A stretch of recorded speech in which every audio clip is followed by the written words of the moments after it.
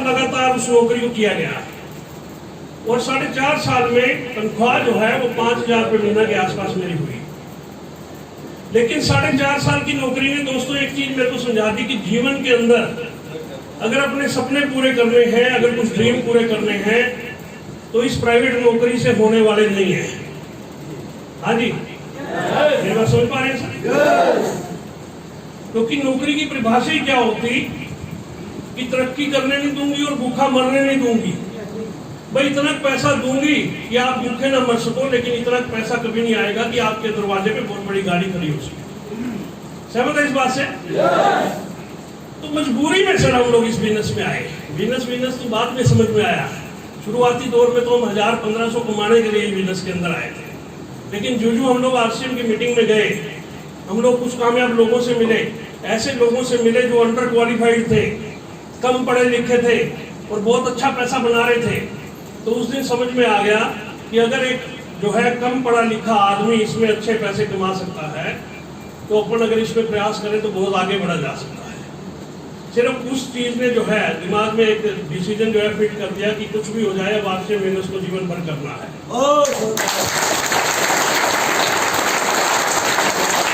दोस्तों, बिजनेस आसान भी बहुत है, मुश्किल भी बहुत है, और बिना परीक्षा लिए ये किसी को भी बहुत बड़ी चीज देता नहीं है सर। हाँ जी, मेरी बात समझ रहे सर? और अपने हिस्से की परीक्षा हर आदमी को खुद देनी पड़ती है। ऐसा नहीं हो सकता कि आपके हिस्से की कोई परीक्षा और दे दे और आपका काम चल जाए। आपको इस बिजनेस के अंदर अगर कुछ बड़ा करना है तो अपने हिस्से की परीक्षा देने के लिए बिल्कुल तैयार रहना होगा और संघर्ष के लिए बिल्कुल तैयार रहना होगा।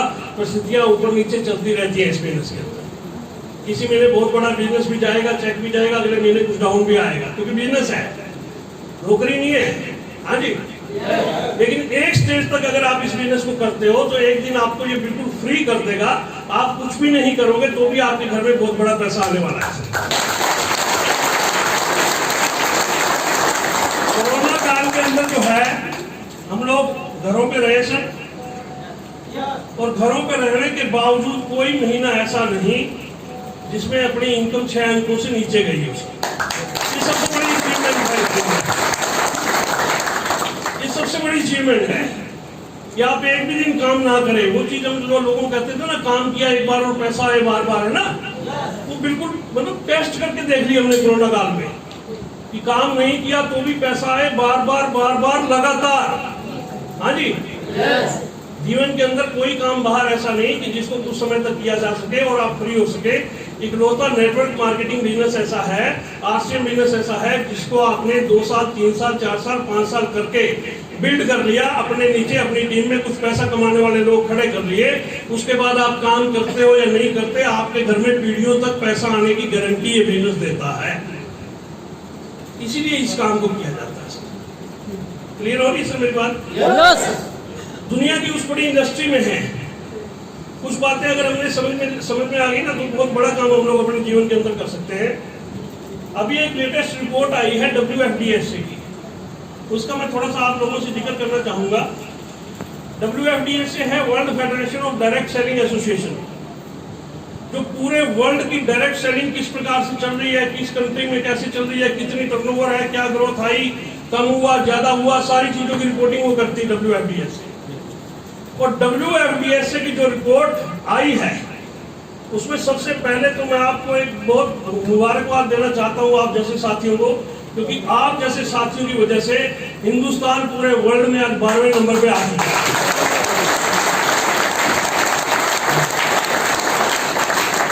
12वें नंबर पे आज हम लोग जो है ना, इंडिया जो है आ चुका है पूरे वर्ल्ड के अंदर। उस रिपोर्ट के अंदर डिक्लेयर यानी कागजों में छप चुका है, ये चीज ऑफिशियल कागजों में छप चुकी है।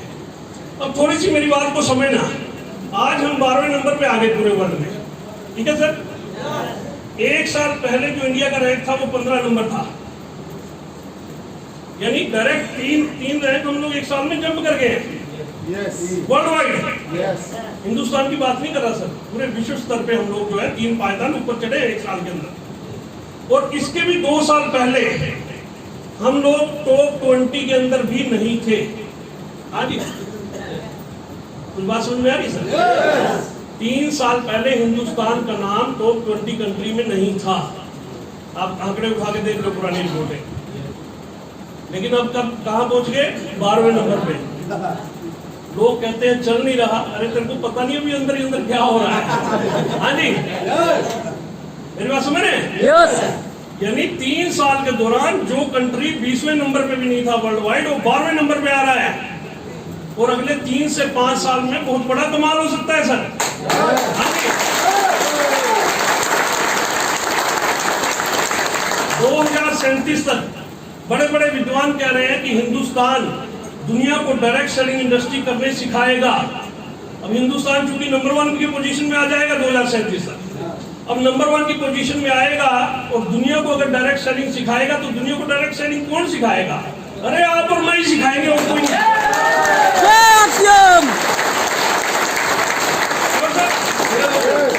इंडिया टॉप पर जाएगा और आरसीएम के नीचे रहेगा। आरसीएम भी टॉप पर जाएगा। अब आरसीएम कौन है? आप और मैं ही आरसीएम है। यानी हम लोग पूरे वर्ल्ड को एक बहुत बड़ी दिशा इस इंडस्ट्री की देने जा रहे हैं। मैं अक्सर अपनी मीटिंगों में एक बात कहा करता हूं कि हम हिंदुस्तानी लोग हैं, हम लोगों को कोई भी बात समझानी बड़ी मुश्किल होती है, लेकिन समझ में आ जाए तो फिर हम लोगों को रोकना बड़ा मुश्किल होता है।